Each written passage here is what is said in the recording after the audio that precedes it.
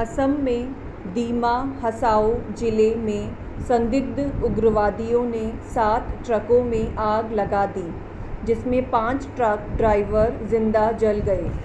इस अमानवीय और क्रूर घटना के लिए उग्रवादी गुट दीमासा नेशनल आर्मी को जिम्मेदार माना जा रहा है।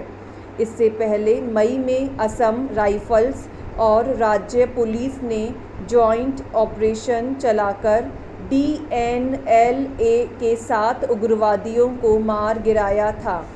हो सकता है कि इसी गुट ने बदले की भावना से आगजनी की हो।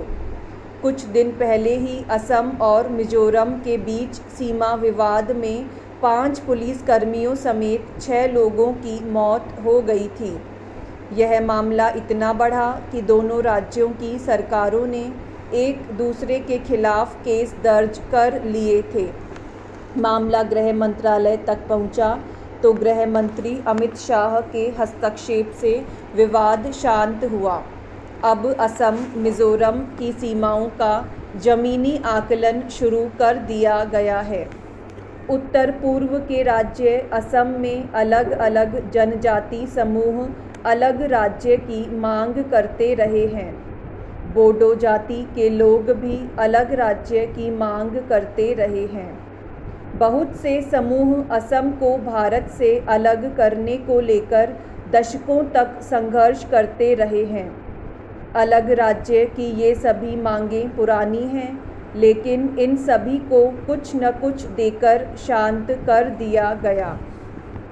पूर्वोत्तर क्षेत्र से अधिक विद्रोही समूहों का सरकार के साथ शांति वार्ता में शामिल होने से पिछले 6 वर्षों में उग्रवाद में भारी गिरावट दिखाई दे रही थी, लेकिन विभाजनकारी ताकतें कभी कभी सिर उठा लेती हैं।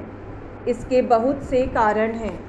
दरअसल पूर्वोत्तर में 100 से भी अधिक जातीय समूह हैं। यहाँ ऐसे लोग बसे हुए हैं जिनकी संस्कृति की एक अलग एवं विशिष्ट पहचान है। इनमें से प्रत्येक समुदायों में पहचान की भावना बहुत प्रबल है। ऐसे कई समूह इस विशिष्टता को राजनीतिक और सामाजिक रूप से भी अभिव्यक्त करना चाहते हैं। इसके कारण ही क्षेत्र में कई अलगाववादी ताकतें कार्य करती रहीं, जिससे इस क्षेत्र में उग्रवाद का जन्म हुआ। जब जातीय समूहों को लगता है कि उनका प्रतिनिधित्व ठीक ढंग से नहीं हो रहा, तब वो विद्रोह करते हैं, जो अनिवार्य रूप से राजनीतिक संगठनों के विरुद्ध होते हैं। उनमें यह भावना होती है कि उनके हितों की उपेक्षा की गई है। इससे हिंसक आंदोलनों का जन्म हुआ है। अंग्रेजों ने भारत छोड़ने से पहले उनमें यह भावना विकसित की कि वे ब्रिटिश उपनिवेश हैं और भारत के किसी प्रांत का हिस्सा नहीं हैं। उनमें यह भावना हमेशा प्रभावित की गई कि कमोबेश वे स्वतंत्र हैं। इसीलिए स्वतंत्रता के बाद कई समूहों में एक स्वतंत्र राज्य बनने की महत्वाकांक्षा ने जन्म लिया। नागालैंड नेशनल काउंसिल भारत से अपनी स्वतंत्रता का दावा करने वाला पहला समूह था। दीमासा नेशनल लिबरेशन आर्मी का गठन 15 अप्रैल 2019 को किया गया था। इसकी स्थापना सूचना एक प्रेस विज्ञप्ति के जरिए ही दी गई थी। यह संगठन दावा करता रहा है कि स्वतंत्र दीमासा राष्ट्र की मांग को लेकर संघर्ष करने को प्रतिबद्ध है। यह भी कहा जाता रहा है कि संगठन को मकसद दीमासा समाज में भाईचारा कायम करना और दीमासा साम्राज्य को वापस पाना है।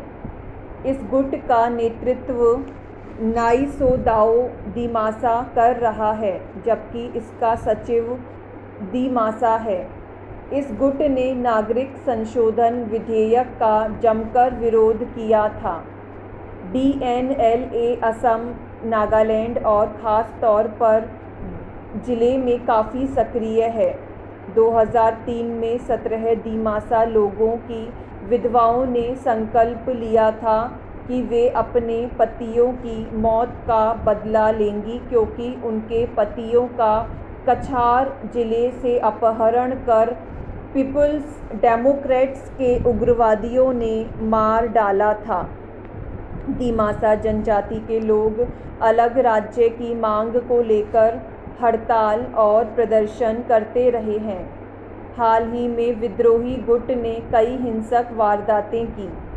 असम को आतंकवाद से मुक्त करने के लिए सुरक्षा बल बड़े पैमाने पर सर्च ऑपरेशन चलाए हुए हैं, लेकिन पूर्वोत्तर में हिंसा थमने का नाम नहीं ले रही।